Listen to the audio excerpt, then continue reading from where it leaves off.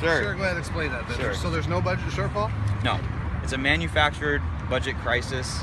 The college is sitting on a lot of money in reserves. Reserves aren't part of a normal operating budget for most companies anyway. I don't know how schools work, but Yeah, well, there are it's true. There are buckets of money that can be spent on certain projects. One is capital projects, but they've spent tons of money on capital projects using local funds. There's a phase 1 remodel that is on the books for next year. That's $5 million. They're saying if there is a $4.5 million shortfall, then they can just put this remodel on hold. There's the functionality of the building that they're currently proposing to remodel. There's no reason to remodel it whatsoever. But isn't capital improvements completely different than operating budgets? I mean, typically, in most businesses, Yes, it is. So why are we mixing them? It is. Is there a budget? Is there a shortfall in the operating budget then? They're claiming it is. They're claiming that our enrollments are down. Okay. But our enrollments are up. So the only student population that's down are state-funded students. Okay.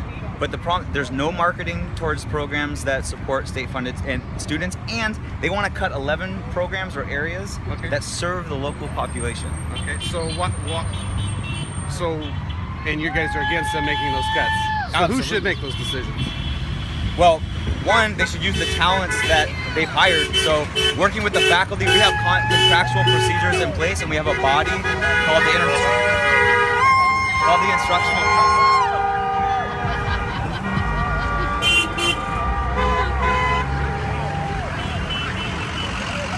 If we exhaust all efforts collectively and say, you know what, we truly do have a budget crisis, we do have a shortfall, and as a last resort, we have to cut, of course we would approve it. If that's the last resort and there's nothing else we can do, but there was never an opportunity for us to be involved in any decision-making process whatsoever. We have pleaded, we have begged for years, asking our administration, use the talents around you. Good leaders do that. Sure. Let people spread their wings and fly. You know, we have mathematicians, historians, economists, all these people that can bring something really important to the table. Not to mention all the institutional knowledge of our senior faculty who have been here 25, 30 years. Never asked us once. So we're begging and pleading, and now as a last resort, you know, you should actually come to us and give us some ideas of how we can generate revenue. It's like we were trying to work with you for years. So are you not interested in We'd still love to work with them. They just don't want to work with us. Oh, okay. So the whole purpose of the strike is to get them to work with you? That's part of it. No. The message that we're sending, this is unfair labor practice. These cuts, like I said, is a manufactured budget crisis. These cuts are retaliatory. It's our administration bullies any faculty that speaks up or questions their decision making. So the money that's spent on remodels and so on, capital projects, buildings. So if you overspend your allowance, right, and then you say, oh, I'm out of money.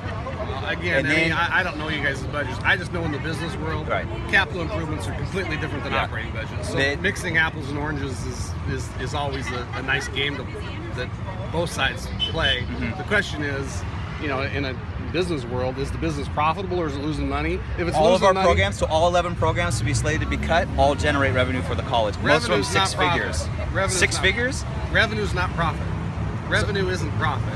That's after you've paid faculty salary and benefits. That's 6 figures. Okay, well then why would they cut it? That's what we're asking. Okay, so what's the answer? They don't give us an answer. There is zero explanation. They just keep saying there's a $4.5 million budget shortfall. Okay, but why would you be cutting anything that's helping to pay for that budget shortfall? Why do you think we're on strike?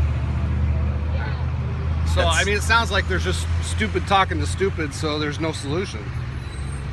You solved it. You want to be president? No, not really. I've been, reading little sound bites. I just want to stop. I was having a coffee, so I just want to hear from you guys. That's it. That's exactly right. And thank you for being on my TV show, Public Interest Issues. Okay.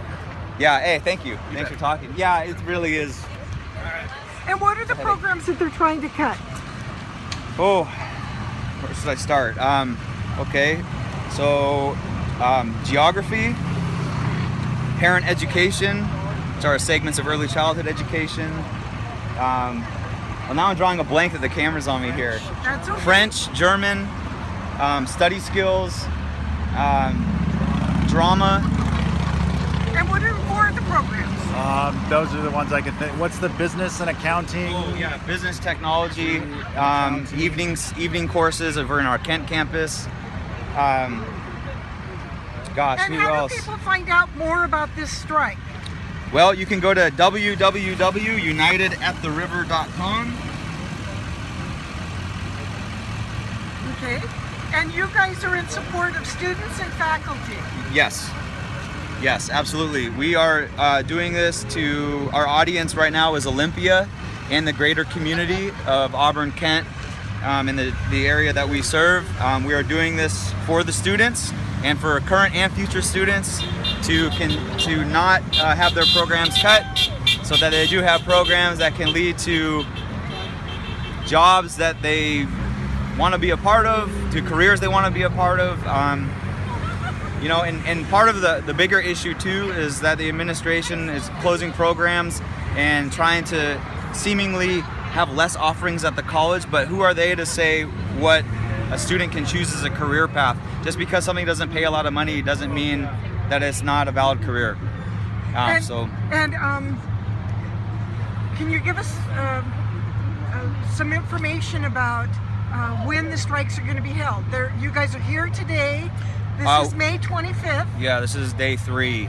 So we are going back to the classroom tomorrow. This was always known to be a 3-day strike, never less, never more. We are going back for the students so that they can finish up their studies and graduate on time and finish their classes.